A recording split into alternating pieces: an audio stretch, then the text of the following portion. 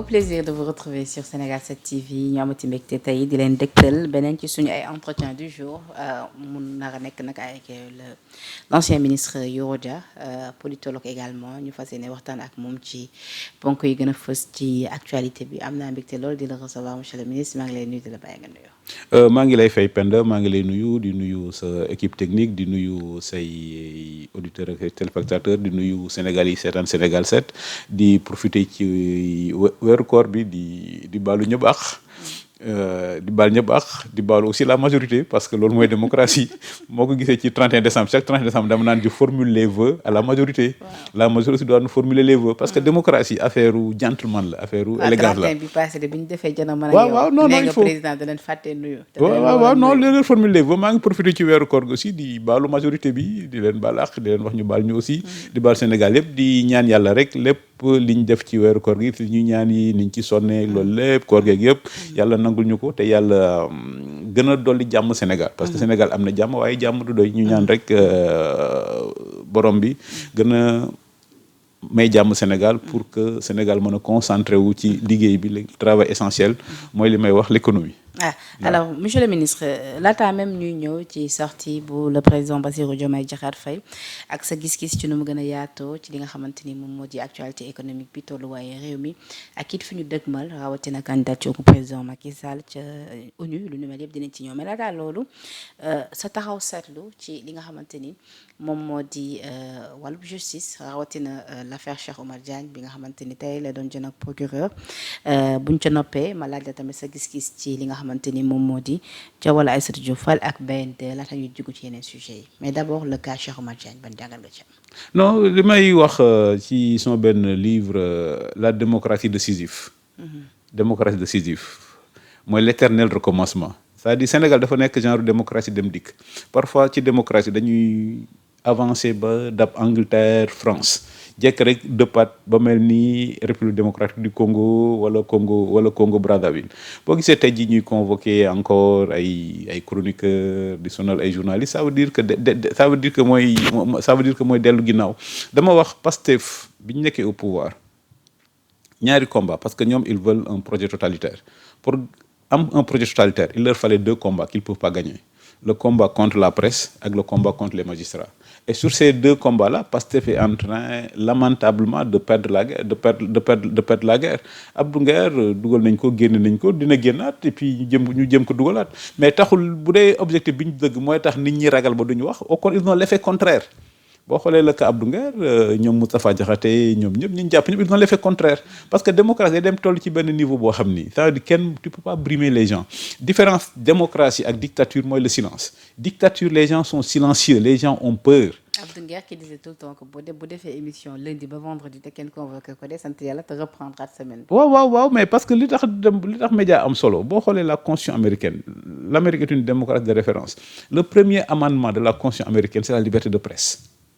Le premier amendement de la Constitution américaine mooy la liberté de presse que gouvernement États-Unis amul droit jël benn mesure pour restreindre la liberté de presse gouvernement États-Unis amul droit pour restreindre benn mesure pour am la liberté de culte et la liberté de conscience et c'est pourquoi américains yi ñoo gën a développé ci àdduna bi parce que dans une société de liberté de presse de liberté de l'information les idées circulent donc ba may wax waa Pastef ça fait 2 ans que ñu ngi essayer pour brimer la presse pour brider la presse c'est un combat perdu d'avance beneen bi comme disait Hitler il fallait domestiquer les magistrats ils ont essayé avec les magistrats tey jii boo xoolee li sama benn xarit magistrat bu mag maa ngi koy nuyu d'ailleurs di wax que la meilleure preuve que la justice fonctionne mais personne n'est content léeg-léeg juge jël benn décision ñun de l'opposition on applaudit léeg-léeg juge jël benn décision nous les gens du pouvoir applaudissent mais la seule différence il faut loolu dafa am solo ñu fàttaliku ñun bi ñu nekkee au pouvoir ak bi ñu nekkee dans l'opposition c'est une question de principe duñ saaga magistrat duñ saaga magistrat duñ menacer magistrat ñoom nag de l'opposition comme au pouvoir c'est la même constante bi ñu nekkee dans l'opposition dañ doon menacer magistrat yi bi ñu nekk au pouvoir aussi ils continuent de le faire. mais monsieur le ministre yéen bi ngeen nekkee au pouvoir ñi ñu jàpp ni ñu ci bëri si ñoom li ñu doon xeex démb mën a nekkoon di xeex tey muy l'absence de démocratie la liberté d'expression entre autres su ma jëlee kaaw ku mel ni Cheikh Oumar Diagne mais yéen bi ngeen nekk au pouvoir Cheikh Oumar Diagne mi daanaka tëj seen nguur moom dugg na ci kaso à 2 xaw ma à 3 reprises donc lu nu mel ni ñu jàppoon ni day dakk ci li nga xamante ni moo di nguuru Pastef parce que dafa ànd ak ñoom xeexle woon leen ba sax bi ñu faloo bokk na si ñi nga xamante ni ñoom ñoo njëkk jël li nga xamante ni moom moo di poste foofee ci présidence mais tey lu ni mel lan moo koy expliquer. non rien ne l'explique c'est pourquoi damay wax. alors que ñoom rupture lañ. c'est ce que loolu lay wax démocratie décisive dem dikk c'est-à-dire que dëkk day évoluer boo xoolee Sénégal suñu histoire Senghor moom moo def la nation boo xoolee yeneen dëkk yi mel ni Guinée boo xoolee bu ñu dem élection tu sens que y a des groupes ethniques le vote est ethnique il y a 3 blocs il y a le bloc Peul il y a le bloc Soussou il y a le bloc Malinké Sénégal amul loolu. Rwanda Hutu Tutsi amul loolu donc Senghor nous a fait la nation et c'est pourquoi li xaw Sénégal chaque fois bu ma koy wax que Sénégal amul benn problème économique rek la am dëkk day évoluer donc Senghor moo defal la nation donc nous sommes une société détribalisée amuñ problème Abdou Diouf gisoo ko mu tabax ay infrastructure Abdou Diouf pendant 20 ans ci état bi la nekkoon dafa état bu solide c'est pourquoi Ablaye Wade bi mu ñëwee moo xam ni un pays day évoluer Ablaye Wade bi mu ñëwee dégg ko mu wax ci affaire démocratie liberté Ablaye Wade dafa ñëw songu émergence commencé defar ay pont wax affaire milliards Macky Sall ñëw continuer affaire bi donc tey jii ñii waa Pastef bi ñu ñëwee au lieu ñu nekk de perdre du temps de régler des comptes personnels avec les journalistes les chroniqueurs ñoom Cheikh Oumar Diagne ñeneen ak ñeneen ils auraient dû concentrer leur énergie sur l'économie en disant que Macky Sall avait promis l'émergence si Macky Sall tegoon baaram loolu mooy dëgg te j'ai l'impression que président de la République Bassirou Diomaye Faye mi ngi door a comprendre affaire yi mais il a perdu 2 ans il va encore perdre 2 ans fi Macky Sall tegoon baaraam Ablaye Wade fi Abdou Diouf tegoon baaraamam fa la continuer Macky Sall fa Ablaye Wade tegoon baaraam fa la continuer donc ñii bu ñu amoon ambition gëm Sénégal moom laay wax bu ñu amoon ambition gëm Sénégal dañ naan Macky Sall promettre na leen émergence en 2035 bi mu leen koy promettre amul woon dara gerte ak phosphate la amoon léegi am nañ pétrole donc au lieu mu nekk 2035 2030 lay nekk mais loolu pour nga def ko nag il faut nga mobiliser les énergies individuelles vers un projet collectif. mais ñoom li président Macky Sall tegoon baaraam mënuñu ko continuer parce que ñoom jàpp nañu fi président Macky Sall tegoon baaraam baaxul et que foofu du woon priorité askanu Sénégal. infrastructure du priorité. lan mooy priorité Sénégal Penda dëkk boo xam ne mën nga fal kenn le 24 mars installé ko le 1er avril dëkk boo xam ni le même conseil constitutionnel bi doon censurer Macky Sall mooy censurer Bassirou Diomaye Faye dëkk boo xam ne ce sont les mêmes juges qui prennent les mêmes décisions léeg-léeg ñu kontaan léeg-léeg ñu bañ a kontaan ban mooy priorité Sénégal la seule priorité du Sénégal c'est l'économie problème mu Sénégal mooy Dakar était la capitale de l'AOF Afrique ñoo fi rawoon problème mu Sénégal mooy nu ñuy defaat ba jël notre première place mais pas la vocation naturelle ñoo jël ndaare économiquement le classement de la CEDEAO économiquement ñoo jël ndaare parce que ñi fi nekk depuis 2020 mais ñoom nag nee nañ c'est parce que yéen ñi fi nekkoon yéen a dugal réew mi ci ñoom depuis 2024 ba ñu fi nekkee ba léegi lu ñu fi nekkee teesante ak xuloo ak menace mais booy def dara am na yoo xam ne c'est du bon sens la presse là le combat contre la presse ils le font depuis 2 ans essayé nañ arme fiscale ça n'a pas marché essayé nañ de menacer la presse ça n'a pas marché affaire magistrat yi léeg-léeg nga dégg premier ministre am feebaru xol lu nekk mu wax ko le seul problème du pays c'est la justice mais changé wul dara donc loolu mooy le Sénégal ça veut dire que ce qu'il appelle de façon ignorante le système c'est ça qui sauve le pays donc quand tu as un système qui fonctionne il faut réorienter le système vers les priorités donc problème bi le fait que ñu jël ndaare en économie au niveau de la CEDEAO mais bettul kenn parce que l'économie n'a jamais été la priorité du gouvernement de Diomaye et de Sonko ça les intéresse pas. lan moo nekkoon seen priorité alors lan mooy seen priorité. mais teesante menacer les gens. non c'est-à-dire non c'est-à-dire. ils sont c'est-à-dire ñoom ils sont venus xam nga lu tax. ils sont venus avec un projet. quel projet. jàpp nañu ni yéen liggéeyoo leen dëkk bi ñoom bëgg le nañu projet faire plus que vous. liiral le communiqué du Conseil des ministres du 24 avril 2024 pour des gens qui ont été dans l'opposition. C'est pourquoi nous, on ne commettra pas la même erreur. Nous, on a un think tank, on réfléchit déjà sur comment rapprocher l'émergence de 2035 à 2030. Sur comment maintenir le cap de l'émergence. Pastef va perdre 5 ans. Nous, on est en train de réfléchir sur comment rattraper les 5 ans pour que Sénégal mën a émerger en 2035. Projet mosul am. Quand on voit li xew diggante Sonko ak Diomaye mooy wane projet mosul am. Leur seul projet, c'était un truc d'ambition personnelle. Ils ont fait du gangstérisme politique pour arriver au pouvoir, pour jouir du pouvoir. Boo xoolee bu doon dañuy wax affaire patriotisme comme disent les Anglais mooy right or wrong my country mu baax mu bon sama dëkk laay teg ci kaw yaakaar nga ni Sonko ak Diomaye teg ñu Sénégal ci kaw bu ñu tegoon Sénégal ci kaw duñ jéem a trouver un compromis wala une attente pour jéem a régler les problèmes des populations. Diomaye a une ambition, comme j'ai dit dans un tweet aujourd'hui, Diomaye est le gardien d'une ambition personnelle. Il montre qu'il a une ambition purement personnelle. Et comme je dis, Sonko est le gardien d'une illusion collective. L'illusion collective là, illusion collective moom la ñuy wax projet. damay wax c'est jullit. parce que nee nga choc entre Sonko gardien d'une illusion collective et Diomaye Moi, c'est ce qu'il appelle le projet. D'une ambition personnelle, Oui. L'économie négligée, Sénégal sacrifié sur l'autel du choc des ambitions politiciennes personnelles, 5 ans perdus pour l'émergence, quel gâchis, le temps ne chôme pas. C'est-à-dire, monsieur le ministre, depuis lors que ma lay dégg sur les plateaux de télé moo xam fii wala yeneen plateau yi tout le temps da ngay soutenir que ni perdre nañu 2 ans te dinañ perdre encore yeneen 5 autres années. Est-ce que pourquoi depuis lors nga campé ci sa position boobu malgré effort yi nga xamante ni peut-être ñoom ñu ngi koy consentir. Mais Penda, y a aucun effort. mais gis nga ba ci barki dem en conseil la ñuy décision bi ñu jël supprimer li nga xamante ni bokk na ci 19 agences lu nu mel yëpp pour mun a contribuer ci li nga xamante ni moom moo di rationalisation des dépenses ak yu ne mais loolu la moo tax yow mun loo ko tuddee sacrifice. non c'est-à-dire ñoom wala effort non économie c'est-à-dire l'économie c'est du sérieux c'est-à-dire ñoom li ñu xamul l'économie se fonde sur la consommation se fonde sur la confiance c'est la confiance qu'ils ont brisée dès les premiers jours de leur pouvoir.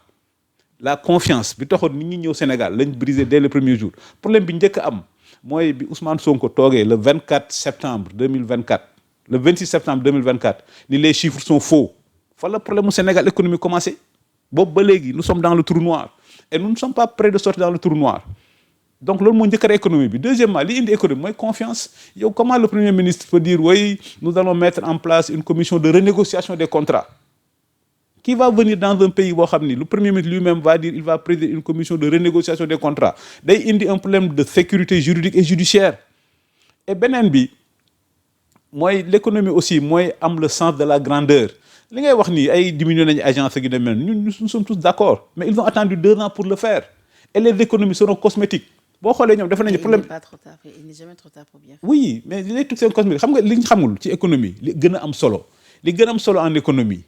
C'est pas les impôts c'est pas les taxes c'est pas serrer la ceinture li gën a am solo en économie mooy la création de richesse li créer richesse nag mooy nga gëmloo Sénégalais yi que nous sommes un grand peuple nous pouvons créer la richesse lan mooy créer la richesse mooy nga encourager les entreprises li créer la richesse mooy nga libérer les énergies individuelles mais ñoom à la limite ils se comportent comme des communistes li may wax Pastef est sincère parce que Pastef veut l'égalité dans la pauvreté ba ñëwee ba léegi ñan lañ song le secteur du BTP. Et comme on dit, quand le BTP va, tout va. Dès qu'ils sont arrivés au pouvoir, gis nañ nit ñoo xam ne leur secteur fonctionnait, ils ont dit aux Sénégalais ñii bu ngeen amee parce que l'inégalité est naturelle dans toute société. L'inégalité économique, nous ne sommes pas des populistes. L'inégalité est naturelle dans toute société. Mais waa Pastef par populisme bi ñu ñëwee ils ont jeté à la vindicte populaire tous les Sénégalais qui ont réussi. Gars yi doon tabax ay BTP ci corniche bi gars yi amoon yi ils ont dit au Sénégal si vous êtes pauvre c'est parce que les autres sont riches alors que l'économie prouve le contraire. C'était pour auditer. L'économie prouve le contraire. Faut encourager la création de richesse. Quand quelqu'un est milliardaire, faut l'encourager à gagner d'autres milliards parce qu'en gagnant d'autres milliards, il va créer de l'emploi. Mais comme je dis, Pastef est sincère économiquement ñoom ils veulent l'égalité dans la pauvreté. Ils ont dit au Sénégal da ngeen dool mais ñi am le peu de Sénégalais am on va tout faire pour que ñoom tamit ñu dool. Donc le projet sincère de Pastef c'est tout le temps que ni opposition bi sax dañu am xaalis. kan. mooy ñoom li ñu wax tout le temps que ni. mais non ñoom bëgguñ Sénégal bëgguñ Sénégalais bu tekki bëgguñ qu'il y ait un Sénégal excellent xoolal rek bëgguñ Sénégalais bu tekki bëgguñ s'il attaque Youssou Ndour ñan la ñu attaqué ay Youssou Ndour. Youssou Ndour est comme je dis souvent Youssou Ndour est au Sénégal ce que Tolstoï est à la Russie donc il y a des symboles les jeunes ont besoin de rêver tu prends des Sénégalais qui ont réussi tu leur présentes aux jeunes. Comme ça les jeunes vont se dire s'ils l'ont fait ñun war nañ ko mën a def mais ñoom c'est l'inverse boo dawlee oto bu rafet nga dem restaurant déet way ñoom sàcc xaalis réew mi. mais est-ce que c'est parce que ni ñoom dès le départ ils ont promis du jubal jubanti donc tamit il faut ñu jubal. mais jub Penda lii wane jubanti également ñu jàpp ni dañ ñu jàpp ni dañ dëgg leeral aussi tamit yenn contrat ak yenn attribution de marché yi nga xamante ni jàpp nañu dëppoo ak ñoom d'où la reddition des comptes. mooy wane gars yi xamuñ dara rapport scientifique mooy wane gars yi xamuñ dara jubal jubanti c'est une méthode c'est pas de la stratégie jubal jubanti c'est une méthode c'est pas de la stratégie jubal ñëpp ci d'accord slogan bi ñëpp ci d'accord mais c'est pas de la stratégie et c'est quoi la stratégie c'est comment nous Sénégal on a ce qu'on appelle des avantages comparatifs xam nga Côte d'Ivoire sax am na ay boo xoolee gàcce Sénégal dans le dernier classement de Standard & Poor's nous sommes au niveau 7 d'ailleurs j'en profite pour féliciter monsieur Ousmane Sonko notre premier ministre parce qu'il a toujours voulu que Sénégal bokk AES sur le plan politique mais loolu moo sottiwul mais léegi fexe na nag ba dugal ñu AES sur le plan économique nous sommes au même niveau que le Mali le Burkina et le Niger te pend Sénégal amul guerre civile amul coup d'état militaire amul jihadisme donc du ñuy sàgganee bay toll ci ñooñu. mais ñoom dañu ne loolu yéen seen sàgganteef la. mais parce que nee nañ bi ngeen ne yore réew mi da ngeen dilapider li nga xamante ni moo di askanu. xaalisu askan bi mais ñoom bañ nekkee fii ba léegi ñu ngi fay salaire non les fonctionnaires sont payés. Le premier ministre pavane en jet privé. On paie les salaires, le premier ministre pavane en jet privé. Le président de la République a tellement de temps qu'il peut organiser une assemblée générale de la coalition Diomaye Président. Comme le wax nit ku nekk ay priorité ñoom seen priorité c'est pas de sortir le Sénégal de la pauvreté. Leur priorité c'est pas de trouver des solutions au problème du Sénégal. Leur priorité mooy leur ambition personnelle. li am week-end bi ça le confirme. La façon dont li président Bassirou Diomaye Faye di wax utim na rafet. ñoom uti na pouvoir bi rafetul woon. mais justement foofu moom en tant que politologue noo gisee keroog sorti président Diomaye bi parce que xam naa ne yow dara bettu la ci. parce que yàgg naa ko wax yàgg naa ko wax. xam nga avril 2024 laa ne diggante Sonko ak Diomaye gars yi mën nañ génn archive yi ñetti schéma moo am le schéma anglais Diomaye roi d'Angleterre et Diomaye de façon sincère a joué son rôle de roi d'Angleterre mais ki mu ko seqaloon moo xamul. Diomaye s'est confiné pendant des mois et des mois au palais et dans les airs pour ne pas gêner le premier ministre jox ko lépp mais nag nit duñ la jox lépp nga jël lépp. donc donte ni le premier ministre nee na moom amul benn force contrairement aux autres. non bon c'est lui là où il est tombé dans le piège de Diomaye am na temps mu defi sa crise d'adolescence oui comment laisse gouverner à l'époque j'étais le seul à dire il est tombé dans le piège de Diomaye. comment ça. bi mu ne aw may pouvoir gi demee noonu comme laisse gouverner le pays a un problème d'autorité ñu def remaniement Diomaye jox ko intérieur jox ko justice jox ko lépp ça confirme qu'il est tombé dans le piège de Diomaye li xew samedi ça prouve qu'il est tombé dans le piège de Diomaye maintenant le schéma anglais mooy Diomaye roi d'Angleterre la différence c'est que fii les pouvoirs sont entre les mains du président de la République donc j'avais toujours dit Diomaye se comporter comme un roi d'Angleterre aussi longtemps qu'il le voudra parce que c'est pas dans le texte et samedi voilà comme l'a rappelé docteur voilà samedi Diomaye nee na ko du ma nekkatuma roi d'Angleterre beneen schéma bi am donc trois schémas le schéma anglais boobu jeex na Diomaye war na ko samedi loolu boobu moom jeex na beneen schéma bi mënoon am mooy le schéma iranien le guide suprême sa sainteté Ousmane Sonko au-dessus du président de la République boobu ce sont les institutions qui ne l'acceptent pas le protocole d'État ne l'accepte pas maintenant le troisième schéma bi ma doon wax depuis avril 2024 mooy le schéma gambien samedi li xew samedi fii ça montre qu'on va vers le schéma gambien c'est quoi le schéma gambien Adama Barrow Dabo moo war a nekk candidat Yaya Jammeh empêche à Dabo d'être candidat ne ko yow mën a nekk candidat kii ko et puis Yaya Jammeh ni Dabo mën a nekk candidat donc Dabo ni Barrow koo xam ne kenn xamu ko woon Gambie bon comme Yaya neen mën na candidat j'étais en prison des trucs comme ça yow yaa nekk suñu candidat fàttaloo dara Diomaye ak Sonko empêché Barrow demee ci récépissé Dabo waaw non Barrow nekk candidat gagné bi Barrow gagné Dabo gëmul yàlla gëmul dogalu yàlla fu mu dem de woon way lui c'est le président man maay son chef nu mu mujjee ana Dabo léegi di waaj da ko xëy dàq ko Sonko ak Diomaye fa lay mujjee mais nag ñoom bi ñuy doog a accéder au pouvoir wax ni Sonko teg seen slogan Sonko mooy Diomaye Diomaye mooy Sonko ñu bëri rappelé nañ leen comme exemple Dabo ak waaw ak Barrow mais ñoom dañu waxoon ni ñoom duñu ñooñu ek lu ñu mel bëgg-bëgg opposition bi la rek mais duñ ci mus a dem. léegi bëgg xam nga lu tax schéma boobu mënul woon dox. qu'est-ce qui a changé entre temps? Mais ce sont les excès du premier ministre qui ont amené ça. Au début, moi, je crois que Diomaye a été sincère. Mais Diomaye lui a tout donné. Le premier gouvernement, Sonko moo ko formé. Président na jël décision conseil des ministres. Le cas de Samba Ndiaye, yow premier ministre, tu prends pas les dispositions pour appliquer les choses. Tu peux pas montrer à un président de la République que chaque jour qu'il n'est qu'un prénom. Diomaye a été sincère, il a joué le jeu, mais ce sont les excès de Sonko li ma commencé di wax ce sont les excès de Sonko qui vont amener la rupture loolu mooy di coow li mais donc en résumé sur le plan politique Sonko du Diomaye te Diomaye du Sonko mais par contre sur le plan économique Sonko mooy Diomaye Diomaye mooy Sonko le bilan là c'est leur bilan à eux deux parce qu'ils sont tous deux fondamentalement incompétents. mais actuellement ce qui se dit mooy que yëf yi nekkatul benn bilan Diomaye la. déedéet non seen bilan la ñoom ñaar ñëpp. les souteneurs de Sonko en tout cas. non au contraire seen bilan la ñoom ñaar ñëpp. mais peut-être Sonko fera plus que Diomaye en 2029. non c'est sur le plan économique Sonko mooy Diomaye mooy Sonko. Ils ont lamentablement échoué parce qu'ils sont incompétents. Si on parle de bilan là, si on veut décortiquer le bilan, c'est le bilan de Sonko à 90%. C'est le bilan de Sonko à 90%. Pende ñëpp xam nañ ni aussi bien dans l'administration ñëpp xam nañ ni c'est le premier ministre qui a tous les pouvoirs. Sur le plan des textes, c'est le président qui a les pouvoirs. Mais de 2024 jusqu'à ce que Sonko fasse sa crise d'adolescence, le pays a un problème d'autorité, comment laisse gouverner. Tout le monde sait que c'est Sonko qui décide, c'est Sonko qui gouverne. Alors, donc son bilan là. Alors pourquoi Sonko tey jii ñëw wax ñu que moom comme ni ko Diomaye waxee que ni moom il voulait un premier super fort moom tey jii. mais il l'a eu premier ministre bu gën a néew doole. mais il l'a eu pendant 20 mois on a eu un premier super fort. Pendant 20 mois on a eu un premier ministre. mais s'il l'avait eu.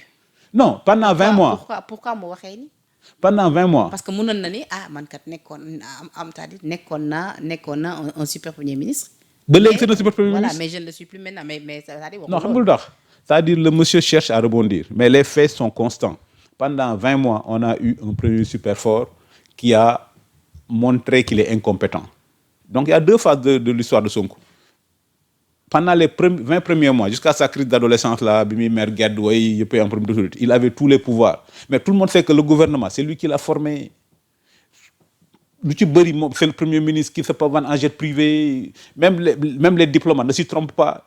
Parce que comme on dit, le pouvoir n'est pas dans l'organigramme. Pendant les 20 premiers mois, tout le monde savait que Sonko avait le pouvoir, les diplomates, les hommes d'affaires, parce que tout le monde savait que Sonko qui décidait. Donc en 20 mois, il a montré qu'il est incompétent.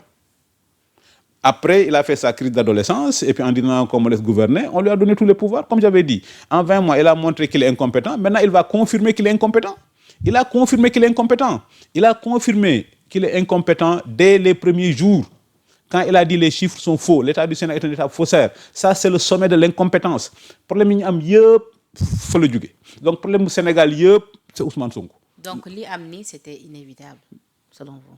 Non mais on aurait pu l'éviter si ces gens-là avaient une ambition pour le pays. Et c'est quoi avoir de l'ambition pour le pays? Ça veut dire que donc on oublie nos ambitions personnelles. Ce qu'on a aujourd'hui c'est un choc d'ambition personnelle. Donc ça veut dire aussi bien que Sonko que Diomaye li leen intéresse mooy leur ambition personnelle. c'est pas le Sénégal. bi lan moo ko war a justifier sachant que ni 2029 la ki des bëri na ñenn ñi ba tey ñi ngi soutenir ni Sonko. mais wax nga ko li ko indi 2029. oui mënul nekk candidat ñeneen ni non Sonko mun na nekk candidat kon pourquoi tey ñu war a am problème sachant que ni amuñu woon problème boobu en 2024 pour ànd pourquoi ñu war a mun a. bañ a mun a àndaat en 2029. Maintenant la bataille c'est pour le contrôle de Pastef. Pour avoir des chances en 2029, il faut contrôler Pastef. La bataille, c'est pour le contrôle de Pastef. Et c'est pourquoi Diomaye dit, je suis membre de la coalition. Pastef était membre de la coalition, donc j'ai été élu par une coalition dont Pastef faisait partie. Diomaye tamit rappelé na ni que ni li mu liggéey bi Pastef des koy dindi. waaw doo ko dindi. pourtant ñu bëri fu mu nekk. mais non peut-être dañu xaw a penché wu ci côté Ousmane Sonko bu ñu bàyyee xel en tout cas ci li nga xamante ni moom moo di seen i poste et réaction. parce que tout le temps ñoom ce qu'ils disent mooy il reste à l'écoute de Ousmane Sonko wala ñu bëri tamit ñu koy renouveler seen fidélité. non c'est Ousmane Sonko qui est le patron du parti. c'est-à-dire je veux dire par là dans cette histoire donc kon kan moo ci tiré bénéfice kan moo ci gagné. non mais si Diomaye veut y aller en 2029 il a besoin d'un appareil. C'est pourquoi en termes simples Diomaye a lancé un OPA sur Pastef, offre publique d'achat. Donc c'est lui qui a le pouvoir de la signature, c'est lui qui a le pouvoir du décret. C'est pourquoi on va vers des locales. Ça veut dire que Diomaye a lancé une sorte d'OPA. Ça veut dire que aujourd'hui ce qui se passe c'est des luttes fratricides en interne pour le contrôle de Pastef. C'est ça l'enjeu essentiel. Et puis lépp lu ñu la wax rek lépp lu ñu la wax ay dóor la. Est-ce à dire que dans ce cas-là au-delà de soutien bi mu am ci coalition Diomaye président tey jii président ubbi na buntu tamit pour ñu nekk biir Pastef pour buñ ko mënee rejoindre même su fekkee tey jii Ousmane Sonko tey jii dina postuler en 2029 la nga bëgg a wax. non il veut contrôler Pastef, à défaut de contrôler Pastef, aspirer Pastef. Parce qu'il a besoin d'un appareil, il a besoin comment on appelle, il a besoin de s'appuyer sur ça pour avoir des chances en mais est-ce que 2029. ñaar yëpp mun na nekk. ñaar yan.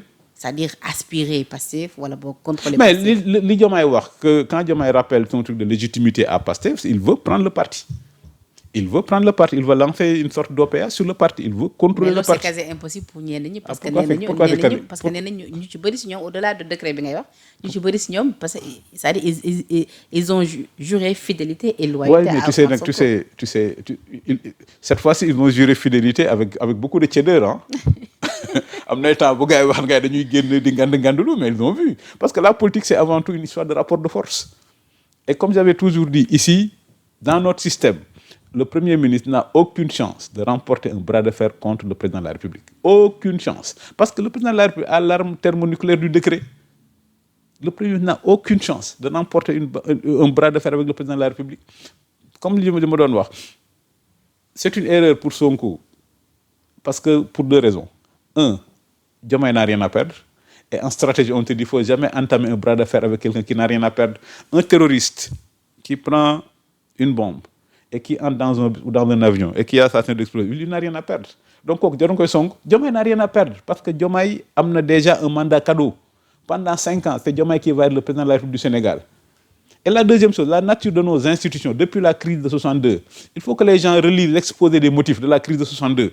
Pourquoi nous sommes passés dans un régime présidentialiste? Parce que la crise de 62 a tellement traumatisé Senghor que Senghor a dépouillé le Premier ministre de tout pouvoir. Quel que soit Alpha, tey jii Diomaye bu ko neexoon ñu tegal ko ndogu mu naan café ni café bi saful suukar c'est la faute d'Ousmane Sonko dàq ko c'est-à-dire dàq premier ministre moo gën a yomb ci Sénégal tey jii un de tes collaborateurs ak ku manti doon boo ko dàqee mën na yóbbu inspection du travail mais dàq premier ministre moo gën a yomb ci Sénégal. Et c'est pourquoi je dis que sur le plan politique Sonko mosul nekk Diomaye li ñuy wax souvent da ngay dégg way ki sama doomu ndey la. En science politique on dit le langage a été donné à l'homme politique pour qu'il puisse cacher sa pensée profonde. C'est ça la politique. Mais su fekkee ni Sonko n'a jamais été Diomaye et que Diomaye n'a jamais été Sonko, pourquoi ñu jaay ñu ko? Pourquoi? Ñu jaay ñu ko. Pour que nit ñi voté leen. Et c'est là où Ousmane Sonko a raison. Mais ñoom bi leen nit ñi voté kese ñoom yemuñu fa de xam nga nit dina soutenir nit ba ñu accéder au pouvoir mu dem toog tranquillement këram. Waaw Sonko bi ñu koy tabb premier ministre am na ñu ko doon wax ni ko bu ñu sañoon sax doo jël poste bi gunge nga ko ba mu yegg si palais demal nga toog tranquillement. waaw mais loolu. mais ñoom non seulement lu ñu jaay Sénégalais mais aussi dañ jaay Sénégalais que ni ñoom c'est-à-dire ils vont gouverner ensemble. waaw mais le fait que Sonko nekk sax tekki ni moom du dem fenn du démissionner parce que mbir yi daf ci am responsabilité morale. Et c'est pourquoi quand je vois les gens présenter Ousmane Sonko comme un génie politique ay damay jàpp. Ah c'est pas un génie politique. Mais non. ak li mu réussir nii. Qu'est-ce qu'il a réussi Penda? Le gars, oui, mais non, c'est-à-dire que nous les gars du privé, comme on dit, c'est pas les procédures, c'est les résultats. Le gars, c'était quoi son ambition? C'était quoi son ambition? Être président de la... Est-ce qu'il l'est? Il peut l'être en 2029. Rien n'est plus improbable. Donc, pour moi, qui c'est Wadj, qui est présenté comme un génie politique, c'est ce qui s'est passé. C'est-à-dire le gars s'est laissé emporter. Le gars, depuis les émeutes de 2021, le gars s'est laissé emporter par les événements. Il voulait être président, il n'a pas été président. L'erreur fatale, c'est le poste de Premier ministre. Qu'est-ce qu'il va faire? Il va venir dans l'opposition. Non, il a une condamnation définitive. Oui, mais rien ni personne ne peut m'empêcher d'être candidat en 2024. Si je ne suis pas candidat, il va y avoir un chaos indescriptible. Nous avons un état fort. C'est-à-dire, la pire des choses, moi, je suis Premier ministre. Mais comme quand tu te bats pour avoir des ambitions personnelles, la jouissance personnelle du pouvoir, nous ne pas accompagner Diomaye, Diomaye n'est que palais. Il aurait dû aller à l'Assemblée nationale. Il aurait dû aller à l'Assemblée nationale ou bien n'est que ministre d'État, conseiller personnel du président de la République, réorganiser son parti. Mais comme je dis, aussi bien que lui que Diomaye, leur motivation, c'est une ambition purement personnelle. Mais et le rôle de l'opposition dans tout ça? Souvent, on a dit que yëf yi bu demee ba yegg si fii bokk nañ ci ñu ci dugal seen loxo. ñun parce que dañu yàggoon bëgg lu ñu mel parce que Diomaye ne les arrangeait pas ou parce que. Non, c'est-à-dire ñun au début bi ñuy wax Sonko mooy Diomaye on disait aux Sénégalais Sonko du Diomaye, Diomaye du Sonko. C'est-à-dire que ñoom ils veulent endormir le peuple, nous voulons réveiller le peuple. Et c'est ça la démocratie. Mais tout le monde savait que Sonko du Diomaye, Diomaye du Sonko. Que mënul woon nekk. On dit fauteuil présidentiel, c'est pas un canapé présidentiel, c'est le président de la République.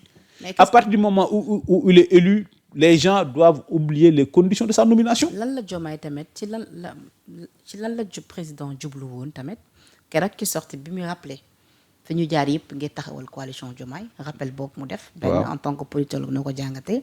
mais aussi ni mu rappelé tamit que ni amaana moom ci récépissé beneen parti la demee woon.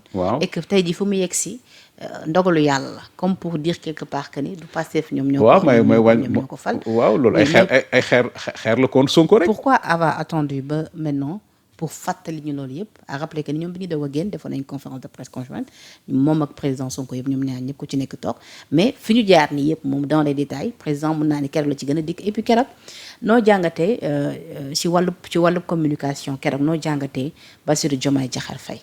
non li ma doon wax xam nga Ousmane Sonko nee naa ko plusieurs fois damay jànge mu bañ bi mu doon nekk premier ministre laa ne ko Ousmane Sonko le meilleur spécialiste je vais me répéter le meilleur spécialiste du premier ministre en Afrique c'est le professeur Serigne Diop. Le professeur Serigne Diop c'est le meilleur spécialiste du premier ministre en Afrique waxoon naa ko demal jàngi ñàkk a dem jàngi ci Serigne Diop moo tax mu def erreur yi mu def ba tey jii c'est l'homme politique le plus fragile aujourd'hui. Pendant le mooy premier ministre ñaari mbir rek la si on se réfère sur les travaux de Serigne Diop il a raison ñaari mbir le premier ministre applique la vision du président de la République. Le premier ministre coordonne l'action du gouvernement loolu rek est premier ministre.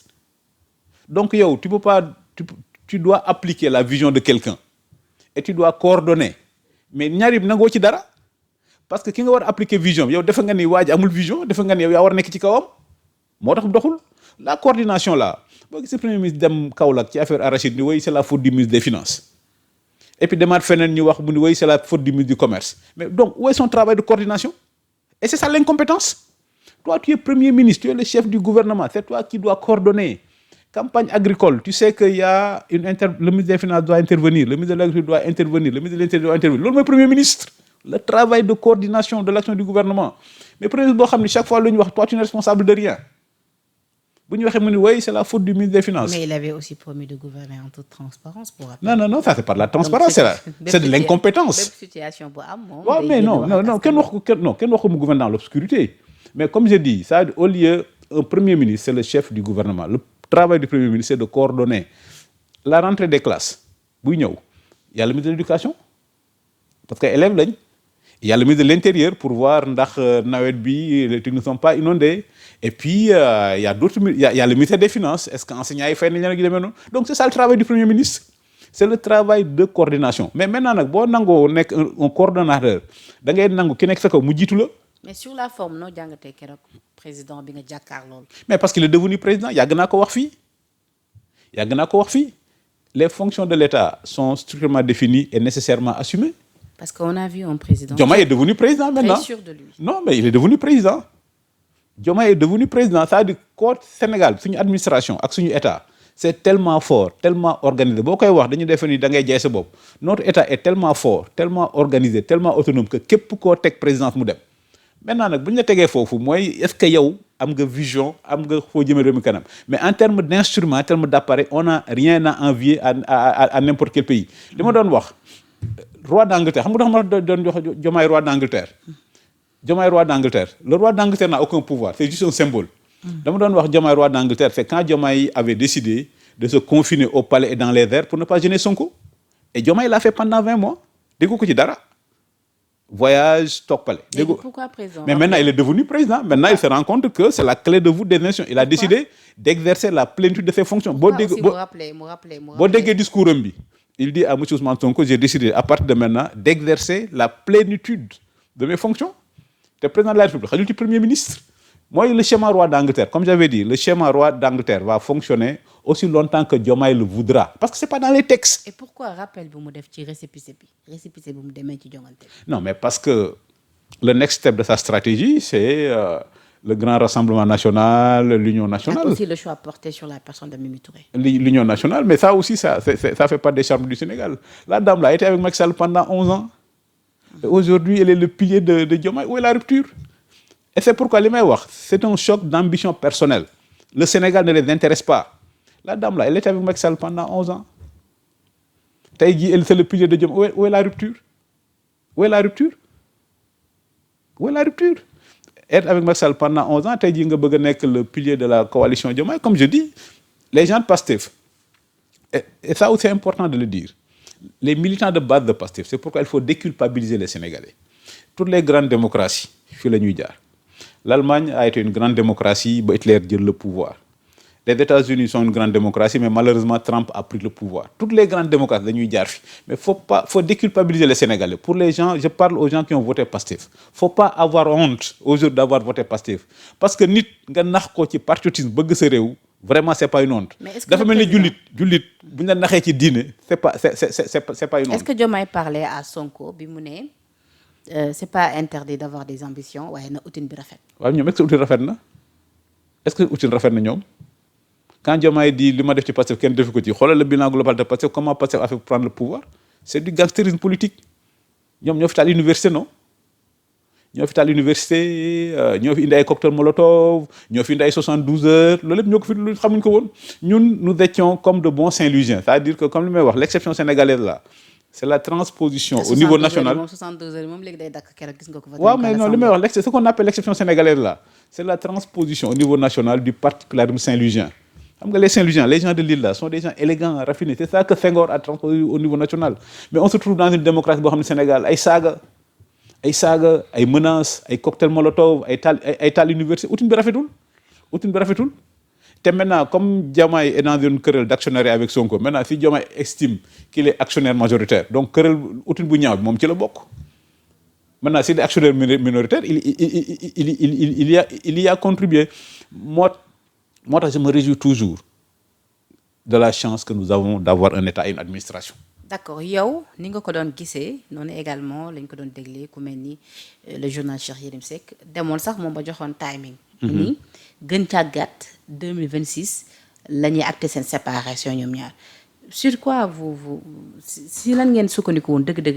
mais de la science sax ba war a mun a à peu près. mais de la science politique man ba may expliquer les trois schémas là à l'époque les gens disent que oui waa ji dafa mer c'est parce qu'il a perdu le pouvoir alors que man quand on a perdu le pouvoir j'ai dit alhamdoulilah parce que l'État est un appauvrissement illicite alhamdoulilah. Mais pourquoi ngeen appoon ko ni minimum. Non mais parce que quand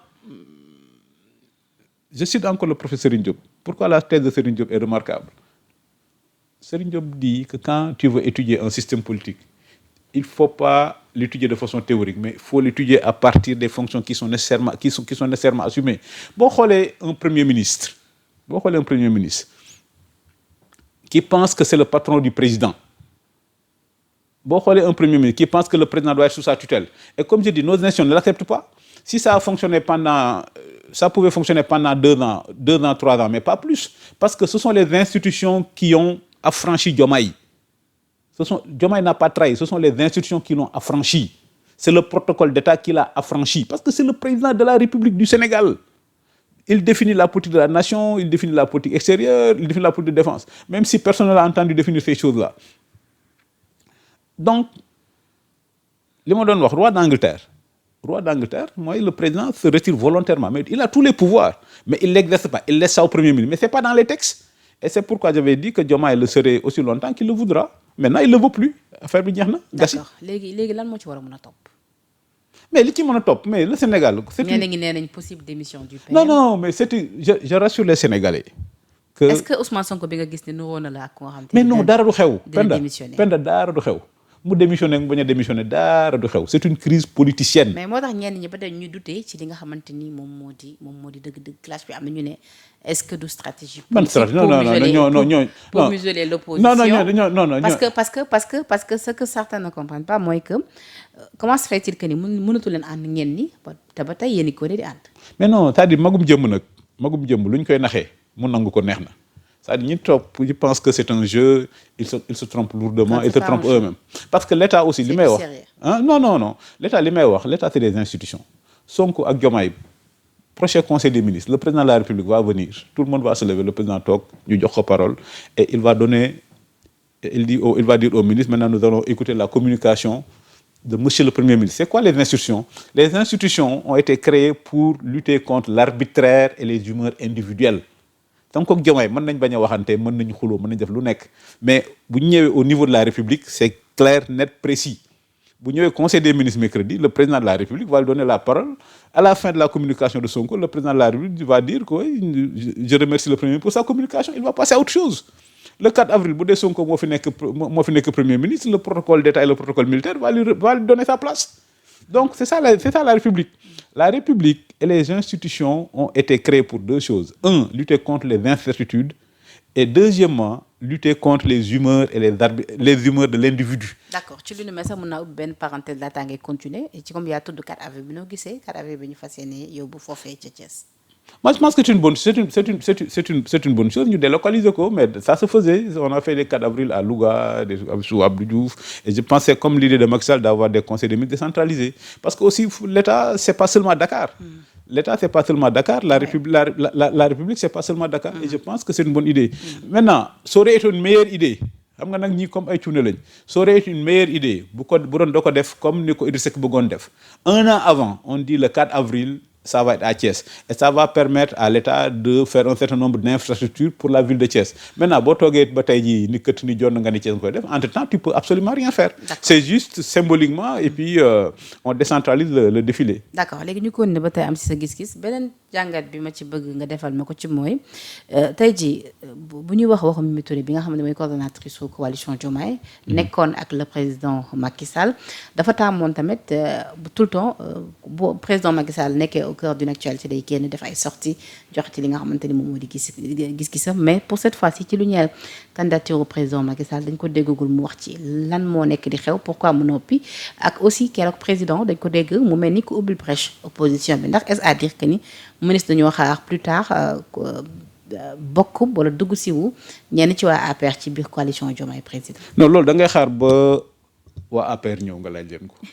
man du ma APR en tant que politologue. non c'est-à-dire que man li ma gëm mooy entre deux élections quand on demande aux Sénégalais de voter d'arbitrer bu ñu arbitrer nit ñi dañoo war a xaar ba yenn élection donc entre deux élections ak lu mënti xew ba nga dem au pouvoir c'est de la transhumance parce que ñun amoon nañ benn candidat à la présidentielle Amadou Ba il n'a pas gagné donc ça veut dire que de fait nous sommes contre Pastef nous sommes dans l'opposition ñu demaat législative man bi ñu dem législative lii laa gisoon j'avais proposé aux Sénégalais un demi-tour démocratique parce que j'avais dit les gens de Pastef là xamuñu dara xamuñ fu ñu jëm c'est du tâtonnement maintenant faut éviter lors des législatives ngeen jox leen majorité parce que j'avais dit à l'époque boo leen joxee majorité day mel ni vous engagez le Sénégal dans l'autoroute de la régression te autoroute moom boo ci duggee amatul demi-tour et c'est pourquoi damay wax Sénégalais la prochaine sortie d'autoroute pour libérer les gens de Pastef mooy les élections locales loolu mooy démocratie ça veut dire que j'avais proposé un demi-tour démocratique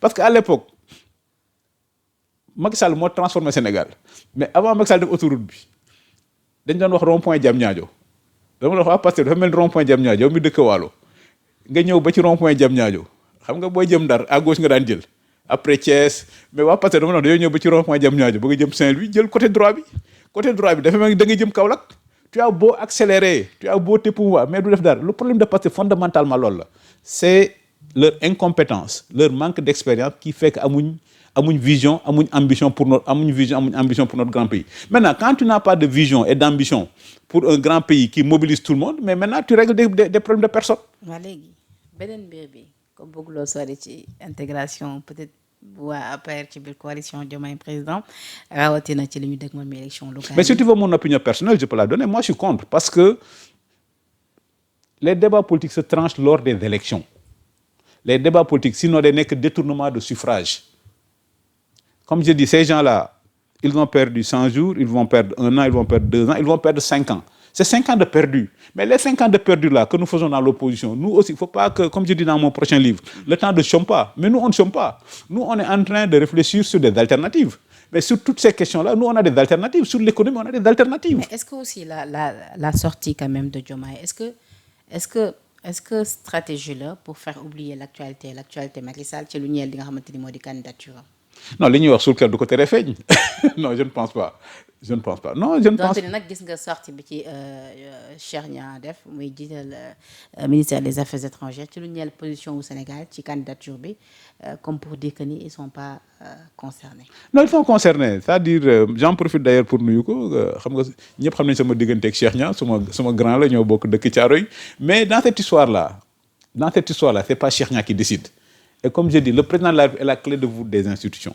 Si Macky Sall doit être soutenu officiellement par le Sénégal, c'est le président de la Bassirou Diomaye Faye. C'est pourquoi ñun Bassirou Diomaye Faye la ñuy waxal.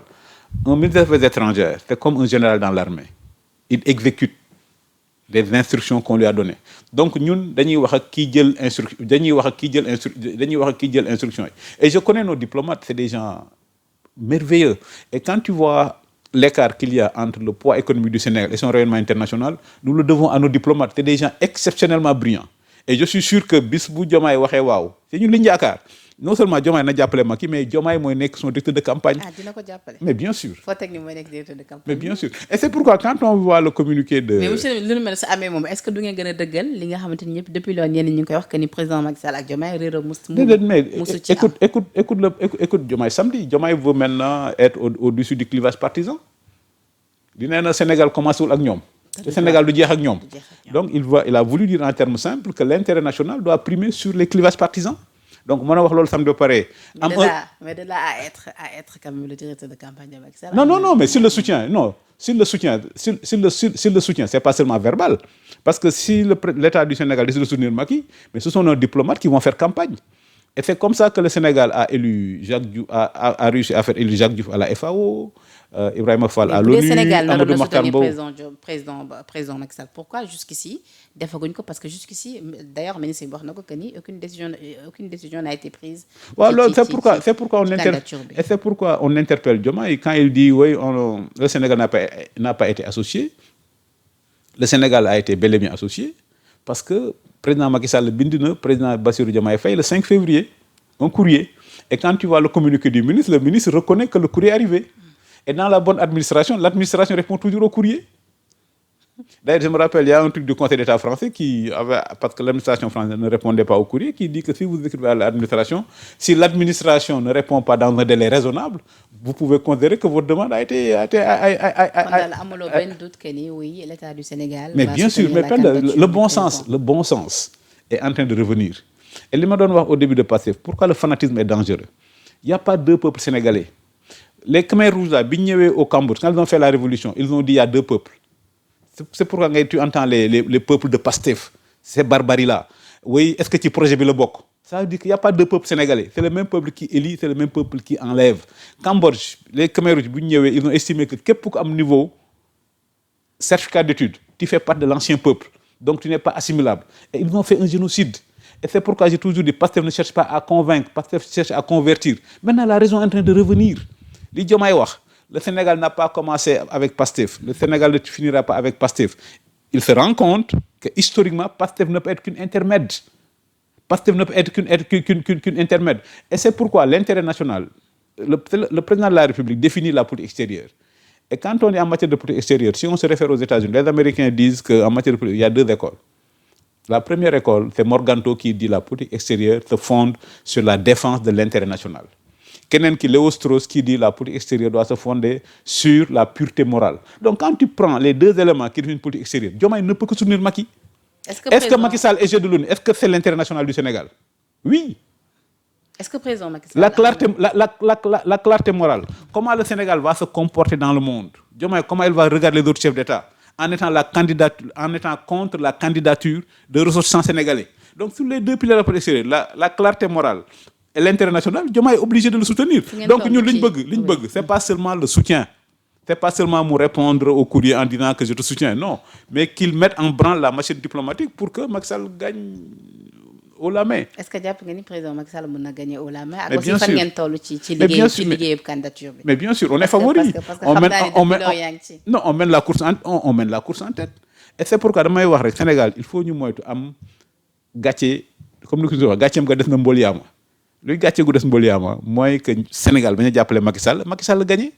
Donc tu imagines Diomaye bu demee Assemblée générale des Nations Unies en septembre nu muy xoolee Macky Sall lu mu xoolee Macky Sall et li may wax Diomaye mu jàppale Macky c'est un pari pascalien c'est quoi un pari pascalien à tous les coups il gagne bu jàppalee Macky Sall gagné mais ndamu Sénégal la donc ndamam la bu Macky Sall ñàkkee donc defetu Macky Sall la. L'ancien ministre Farba Senghor bi ma ko invité mu toog fii dafa jàpp ni sax tey jii lu nu mel ruse lay nekk si ñoom bu ñu jàppale woon président Macky Sall mu gagné parce que nee na de ce fait président Macky Sall dañu koy disqualifier ci li nga xamante ni moom moo di 2029 d'office pour mu mën a ñëwaat ci. mais Farba raison mais xam nga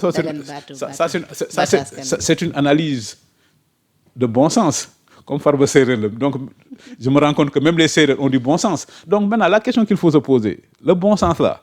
Pourquoi Sonko et Diomaye ne l'ont pas? Mais parce que, comme je dis, leur patriotisme est un patriotisme purement émotionnel. On ne peut pas gouverner par l'émotion. Mais pourquoi le président Sonko wax ci candidature au président Macky Sall? Parce qu'il se rend compte que c'est notre premier ministre. Moom waru ci wax. C'est-à-dire que le premier ministre warul ci wax ci politique extérieure. Il y a cela une semaine, je l'ai dénoncé. La cacophonie qu'il y a en matière de politique extérieure. Sonko qui soutient l'Iran, Diomaye qui soutient l'Arabie Saoudite, c'est inédit. C'est la première fois que ça arrive dans l'histoire du monde. Sonko qui dit j'exprime ma solidarité à l'Iran, Diomaye qui dit oui, j'exprime mon soutien à l'Arabie Saoudite. Et comme je dis, c'est-à-dire il faut pas. Ils ont hérité d'un grand pays. Un pays qui a de très grandes traditions diplomatiques. Donc il ne faut pas que le Sénégal se. Non seulement, ils n'ont réussi quelque chose de fondamental, le Sénégal a disparu des radars. La scène internationale, le Sénégal a disparu des radars. Dégounous fait sur les questions internationales. Et donc, il faut juste éviter, après nous avoir fait disparaître des radars, qu'on ridiculise le pays. Léegi ban entendement aussi tamit nga am ba tey ki sa jàngat ci le président Diomaye ki discours am li mu rappelé li nga xamante ni moom moo di lël bi en 1993 après doog cee teg ni wax baatub résistant ak yu ni mel ñu leen jàngaloon à l'école ak yu ni mel ñenn ñi nag jël lu ni mel def ko genre challenge maintenant sur la toile. rawatina ñi nga xamante ni ñoom ñoo di en tout cas ñii réclamé wu ànd ak ki nga xamante ni moom moo di le président Sonko.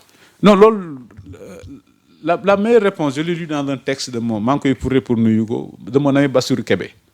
Et c'est Bassirou Kébé qui a raison. Bassirou Kébé a dit, mais comme c'est des souverainistes, quand on dit souverainiste, on doit avoir un ancrage local. Et que c'est une excellente chose que le président de la République rappelle ce fait qui fait partie de nous tous, qui fait partie de notre tradition. Ça veut dire que ça veut dire que ça t'apprend un certain nombre de valeurs, un certain nombre de valeurs, un certain nombre de règles. Et comme la démocratie est universelle, l'application est toujours locale. Et je pense que c'est pour rappeler un certain nombre de trucs fondamentaux de nos sociétés traditionnelles. am nañu ko jàppee punchline au moment où tey jii Sonko c'est-à-dire ñoom sax dañ ko nangul que ni c'est le gardien de la révolution. Non, Sonko, mais il y a pas de révolution. Et c'est xam nga lu tax ñàkk a jàng ak ñàkk a xam baaxul. Non, Penda, c'est pour éviter la révolution qu'il y a l'alternance. C'est quoi xam nga la mooy révolution? Li xewoon France, la révolution française. On passe de la monarchie à la république, on coupe la tête du roi. C'est changer radicalement de système. Donc c'est pour éviter la révolution, c'est pour éviter la prise de pouvoir par la force, la prise de pouvoir par la rue, que mu am alternance. L'alternance est la respiration de la démocratie. Dès que alternance mënul ànd ak révolution, il n'y a pas eu de révolution. C'est pourquoi je dis Sonko est le gardien d'une illusion. Pourquoi c'est une illusion? Même les gens de Pastef se trompent eux-mêmes. Mais ils ont gagné démocratiquement. Ce qu'ils voulaient, c'est l'insurrection, prendre le pouvoir par la rue. Ils ont perdu la bataille. Ñu jàpp leen tëj leen ci kaso bi. Et c'est pourquoi jubal jubbanti am njariñ. Ñu tëj leen ci kaso bi en leur disant le pays de Ablaye Wade et de Senghor, l'opposition est légale. Pour prendre le pouvoir, il faut passer par les urnes. Ñu génn jël dem élection gagner, nekk les autorités du Sénégal. Ce qu'il y a de plus banal, c'est notre troisième alternance. En 24 ans. Il n'y a rien de plus banal qu'une alternance dans une démocratie. Donc, ce n'est pas une révolution. Et c'est pourquoi je dis Sonko est le gardien d'une illusion collective. Diomaye est le gardien d'une ambition personnelle. C'est la même administration. Mais quand même, c'est la même administration. Or, vous avez une révolution, c'est autre chose. Révolution, c'est un changement de système. Donc, dans les pays où il y a alternance, il n'y a pas de révolution. Dans les pays, regardez-moi dans les pays où il y a alternance démocratique, il n'y a pas de révolution, il n'y a pas de coup d'État. Si tu peux changer le pouvoir démocratiquement par les urnes, pourquoi tu fais un coup d'État? Si tu peux changer le pouvoir démocratiquement par les urnes, pourquoi tu fais une révolution?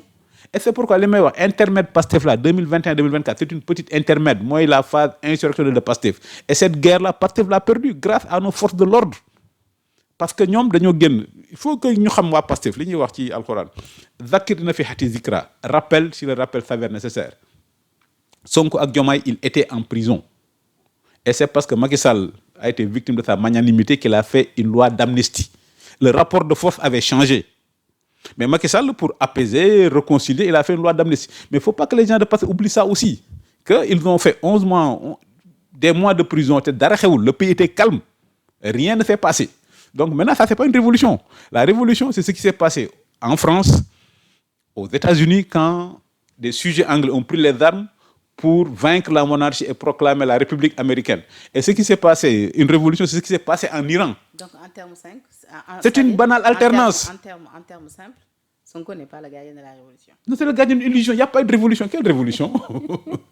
mais le monsieur a été le monsieur est premier ministre du Sénégal. Il est devenu, après avoir fait une passation de service avec le premier ministre sortant, Sidiki Kaba. Où est la révolution? D'accord. Où est la révolution? D'accord. Et c'est-à-dire, monsieur le ministre waxtu bi jeex na mais tey jii lan moo mun a am bu ñu yeewoon tey jii le président Ousmane Sonko démissionné ci gouvernement. Ousmane Sonko démissionné wala ñu dàq ko daara du xew comme on parle de révolution la seule révolution au Sénégal ça doit être la révolution économique c'est la seule révolution qu'il nous faut une révolution économique pour doubler notre taux de croissance pour dab Côte d'Ivoire ba dépasser ko c'est quoi la révolution économique qu'il nous faut c'est redonner au Sénégal sa place naturelle ça veut dire être la première place en Afrique de l'Ouest boo xoolee li may wax tous les gens qui gouvernent l'Afrique de l'Ouest là fi lañ jàngee yaa xëy bu ñu demee ba Sénégal di jël ndaare dafa ñaaw ci deru Sénégal il faut que les Sénégalais aussi renouent avec la grandeur de leur pays qu'on explique aux jeunes Sénégalais aux élèves c'est quoi le Sénégal Houphouët-Boigny fu mu jàngee Dakar l'université Cheikh Anta Diop bi nga xam ni ñoom Ousmane Sonko l'ont saboté l'université Cheikh Anta Diop est la seule université à avoir produit 4 chefs d'État en exercice Macky Sall bi mu nekk président c'était un ancien de l'UCAD Patrice Talon c'était un ancien de l'UCAD Youssoufou bi nekkoon Niger c'était un ancien de l'UCAD IBK c'était un ancien de l'UCAD boo xoolee en Afrique chaque fois boo demee dans le monde ay Comores ay Gabon et tu vois des gens qui ont fait la fac de Dakar donc c'était ça Dakar sur le plan politique Dakar était la capitale de l'Afrique occidentale française. D'accord.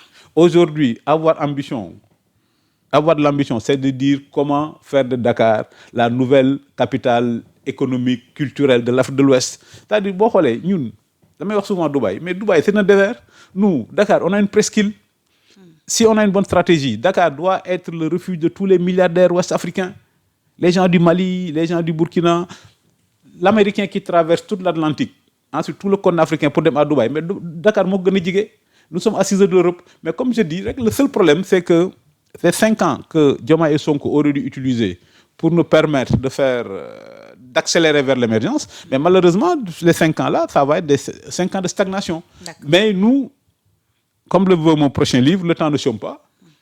Le gouvernement ne comprend pas que le temps ne chôme pas mais nous opposition on sait que le temps ne chôme pas. Et c'est pourquoi nous on a déjà réfléchi à des alternatives sur le plan économique sur le plan de la politique de défense et sur le plan aussi de la politique extérieure. Boo xoolee l'histoire de Macky Sall le candidat les tâtonnements là ça montre qu'il y a pas de vision en matière de politique extérieure. Alors tout à l'heure ce que j'avais oublié de préciser mooy que Cheikh Oumar Diagne placé nañu ko sous mandat de dépôt et qui sera jugé en flagrant délit le 11 mars prochain.